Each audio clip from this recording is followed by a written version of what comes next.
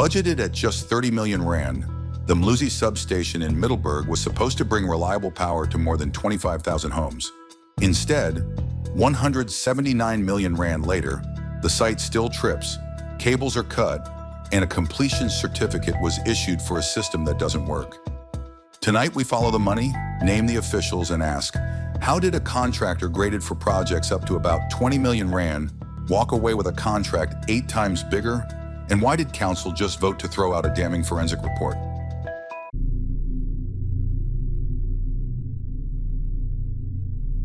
In the Steve Shwedi local municipality, Mpumalanga, the Mhluzi high-voltage intake substation appears in planning documents through the 2020 IDP cycle. But somewhere between plan and payment, costs ballooned.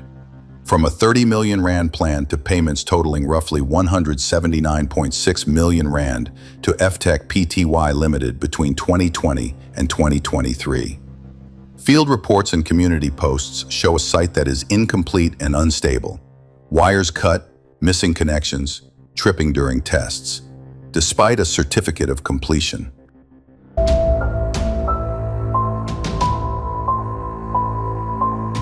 The tender went to FTech Pty Ltd, registered in South Africa in February 2016, with a listed address at 38 November Street, Middelburg.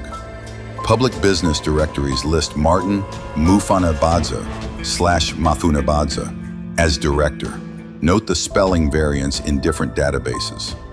Publicly accessible records do not provide reliable biographical detail on Martin Mafunebadza's early life, the exact year he moved from Zimbabwe to South Africa, or lifestyle information. What we can verify: he's linked as a director to multiple small private companies in Mpumalanga, suggesting a business footprint in the region since at least 2016.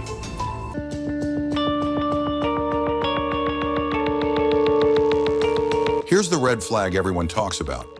FTech reportedly held a CIDB 6 EPPE grading when this contract, valued at approximately 158.6 million rand, was awarded.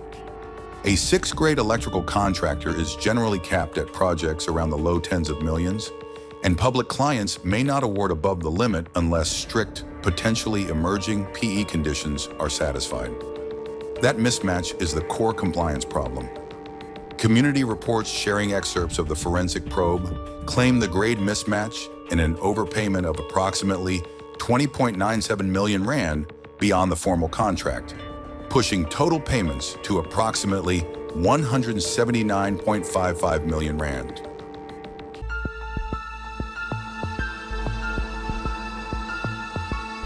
The contract traces back to August 2020, when then municipal manager Becky Kanisa signed the project allocation letter authorizing FTech's appointment. The Director of Electrical Engineering, N. Gubevu, and then CFO David Mogofe are flagged in the report for failing to stop allocations beyond the grading and for inadequate budget controls, respectively, failures that allegedly enabled the massive overspend. But a recent investigation by the People's Eye complicates the story.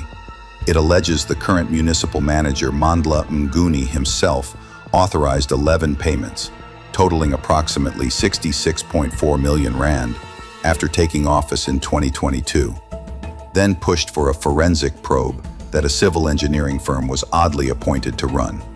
The outlet suggests the probe may have been used to settle internal scores rather than fix the project.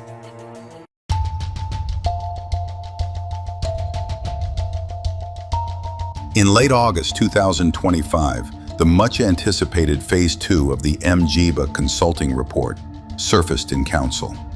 Instead of action, the ANC and EFF caucuses voted to dismiss it, citing irregularities in how the investigation was conducted. Opposition parties called it a whitewash, and the public outcry intensified.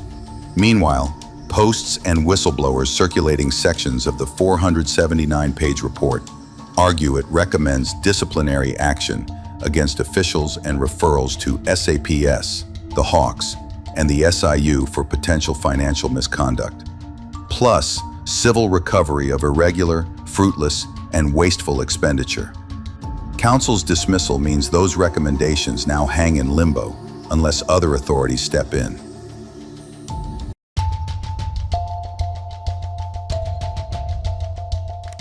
1. A completion certificate was issued for a substation that, by all technical accounts, is far from complete. Engineers report that during standard commissioning tests, the system repeatedly trips, cutting out instead of delivering stable electricity. For the community, this means the promised energy security has never arrived, leaving thousands of households still exposed to load reduction and unreliable power. 2. On the ground, site inspections have revealed wires that have been cut, vital connections still missing, and no progress on the crucial ESCOM bulk connection infrastructure that should anchor the entire substation. Without this bulk link, the facility is little more than a shell. It cannot safely or effectively feed power into the grid. 3. Even more alarming is the timeline of the money flow. Payments to FTech did not stop when leadership changed hands. They persisted steadily across multiple municipal administrations, from 2020 through to 2023. This continuity suggests that the irregularities were not the work of a single official, but part of a system that allowed questionable payments to continue unchecked for years. 4. And perhaps the most telling clue of all, this was not FTech's first appearance on the Steve Tshwete municipality's books. Earlier tender records from 2018 and 2019 already show the company receiving contracts, albeit on a much smaller scale. In hindsight, those early awards look like the stepping stones that paved the way for the much larger and ultimately disastrous substation tender. But beyond the paperwork and contracts, it is ordinary residents who carry the cost of this scandal. In Mhluzi Township, small business owners have had to buy costly generators just to keep fridges and tills running when the power trips. Parents speak of school children forced to study by candlelight because the electricity fails without warning. At local clinics, nurses have described struggling to keep life-saving equipment powered during outages, sometimes relying on portable backup batteries not designed for prolonged use. One community activist summed it up in a single sentence. They spent 179 million rand, and we are still sitting in the dark. These details, while shocking in isolation, paint a much broader picture when viewed together. An incomplete project certified as finished, technical flaws ignored, payments that continued regardless of political leadership, and a contractor with a history of quietly landing municipal work before suddenly being handed a contract worth nearly 180 million rand. For the residents of Mhluzi, this isn't just a story about corruption. It's about schools without lights, clinics without power, and businesses bleeding money while officials sign off checks for work that was never truly completed.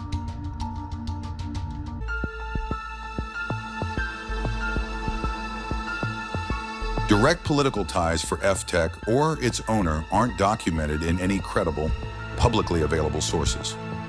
What can be verified and what remains beyond dispute is the formal contractual link. FTech was directly appointed by the Steve Tshwete local municipality and received payments amounting to nearly 179 million rand for the Mhluzi substation project. This is where the hard evidence ends and speculation begins. Reports and community chatter often hint at deeper political patronage or high-level protection. But no paper trail or confirmed testimony has emerged to prove those claims. In other words, while the scandal clearly implicates municipal officials in the awarding and oversight of the tender, it has not, at least so far, been shown to connect to national politicians or to the formal structures of any political party. What has surfaced instead are stories of internal municipal power struggles, conflicts between former and current municipal managers, questions about how investigations were commissioned, and claims that probes themselves may have been weaponized in battles for influence. These disputes reveal dysfunction at the local government level, but again, they stop short of establishing direct, documented political party patronage tied to FTech's director. The result is a gray area. Whispers and allegations circulate widely, but the verifiable tie remains a simple one: a municipal contract awarded and millions paid out. Until hard evidence emerges, it is crucial to separate what is confirmed fact from what is rumor or political theater.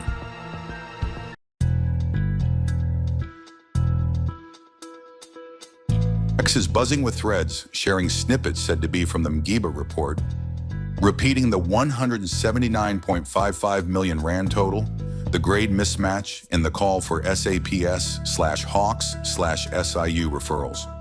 Treat these posts as secondary unless matched to official releases. They do, however, capture growing public pressure.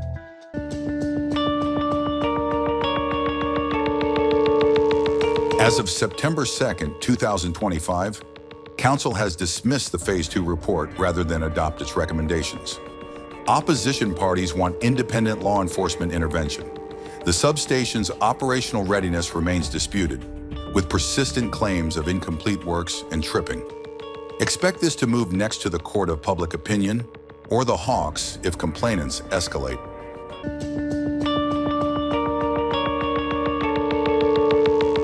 Three outcomes will define the endgame.